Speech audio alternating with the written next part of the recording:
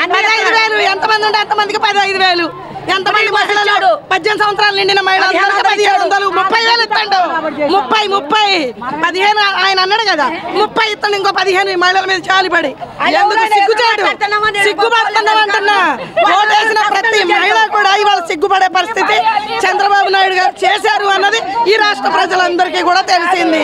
ఇప్పుడు రా నీకు 15 నీకు 15 నీకు 15 నీకు 18 సంవత్సరాలు మా నిండిన మహిళలకు 1500 ఉచిత గ్యాస్ ఇప్పుడు ఎలక్షన్ పెట్టమాను ఇప్పటికిప్పుడు ఎలక్షన్ పెట్టమాను ఇవన్నీ కాదు ఇప్పటికిప్పుడు ఎలక్షన్ పెట్టమాను ఇవన్నీ వద్దు ఎవరితో లేకుండా ఇప్పటికిప్పుడు ఎలక్షన్ పెట్టి రమ్మను బరాబర్ ఇప్పటికిప్పుడు ఎలక్షన్ పెట్టి రమ్మను. అంటే వైసీపీ మీద వ్యతిరేకత వల్లే కూటమి ప్రభుత్వానికి పట్టం కట్టారు.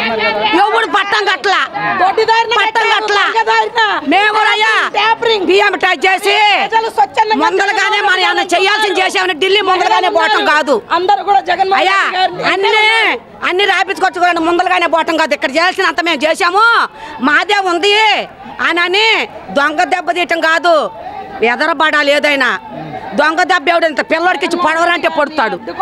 దొంగ దెబ్బ తట్టుకోలేకపోయారు తట్టుకోలేక అది అన్ని అందరికీ తెలుసు చిన్న పిల్లలకు కూడా తెలుసు ట్యాంపరింగ్ ద్వారా గెలిచారు ఈవీఎంలు మార్చారన్న విషయం కూడా ఈ రాష్ట్ర ప్రజలందరికీ తెలుసు. చంద్రబాబు నాయుడు మనసు కూడా తెలుసు.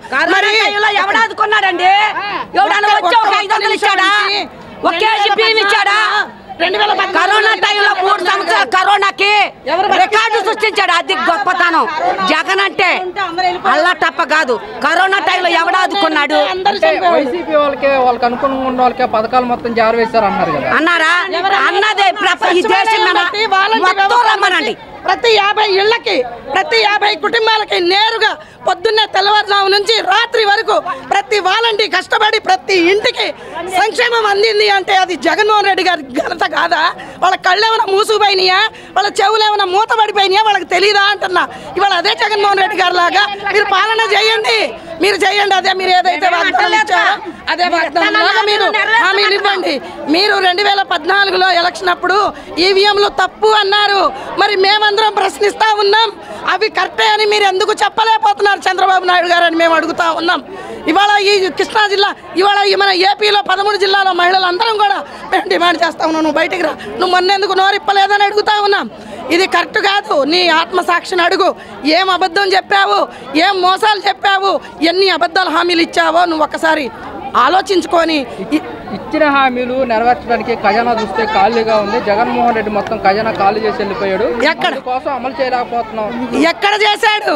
ఎక్కడ చేశారు మీరు చేశారు 2014లో 2014 నుంచి 19 వరకు ఖజానా ఖాళీ చేసి మా జగన్మోహన్ రెడ్డి గారికి ఇస్తే అయినా సరే అంత కష్టాల్లో ఉన్నా కూడా ప్రతి మహిళకు చెప్పిన హామీ చెప్పినట్టు కూచా తప్పకుండా నెరవేర్చిన చెప్పినవి కాకుండా చెప్పని కూడా నెరవేర్చిన వ్యక్తి ఎవరైనా ఉన్నారు అంటే అది ఒక జగన్మోహన్ రెడ్డి గారికే సాధ్యమైంది.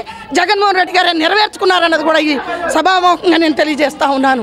మేము డిమాండ్ కూడా చేస్తా ఉన్నాం చంద్రబాబు నాయుడు గారికి మీరు ఇప్పుడు ఎలక్షన్లో పెట్టి అన్యాయం చేశాడు న్యాయం చేశాడు ఇప్పుడే తెలిపోద్ది ఒక వారంలో. ఇవన్నీ వద్దు ఈ రెడ్ బుక్ పరిపాలన వద్దు వాడిని నేను ఎలక్షన్లో జైల్లో పెట్టవద్దు ఇవన్నీ ఏమీ వద్దు. మీరు గుర్తుకోవట్లేదు మీ సొమ్ము ఆయన తినలా ఆయన సొమ్ము మీరు తినలా ప్రజల సొమ్ము తినడానికి వచ్చారేమో వింటున్నావా? ప్రజల సొమ్ము కోసం మీరు గుద్దులాడుకోవట్లేదు ఎందుకు? ప్రజల సొమ్ము కోసం మీరు గుద్దులాడుకోవద్దు. ఇప్పుడు ఎలక్షన్ పెట్టండి పెట్టి ఎవరిది న్యాయం అనుకుంటే వాడితే వస్తుంది. అది ఒక్కలుగా సింగల్గా వచ్చి ఒక్కలు పెట్టండి గుంపుగా రావద్దు ఒక్కరు సింగల్గా వచ్చి ఎలక్షన్ పెట్టండి. అది 3 పార్టీలు కలిసి రాష్ట్రం అభివృద్ధి చెందింది. అందుకోసం రాష్ట్రం అభివృద్ధి చెందడం కాదు రాష్ట్రం పాడి కట్టుకొని వెళ్తుంది అన్నమాట. పాడలు మోసుకొని వెళ్తారు అభివృద్ధి చెందదు. ఆ పోలీసు వాళ్ళు ఏమన్నా న్యాయంగా డ్యూటీ చేస్తున్నాను మీరు వైసీపీకి తొత్తులు పోయారని నన్ను అడిగారు వాళ్ళని. మీరు న్యాయంగా చేయాలని వాళ్ళని అడిగారు. ఎవరైనా కొద్దిగా నీతిగా నిలబడి ఉంటేనేమో వాళ్ళని సస్పెండ్ చేయటం వాళ్ళేం చేయగలుగుతారు చెప్పు?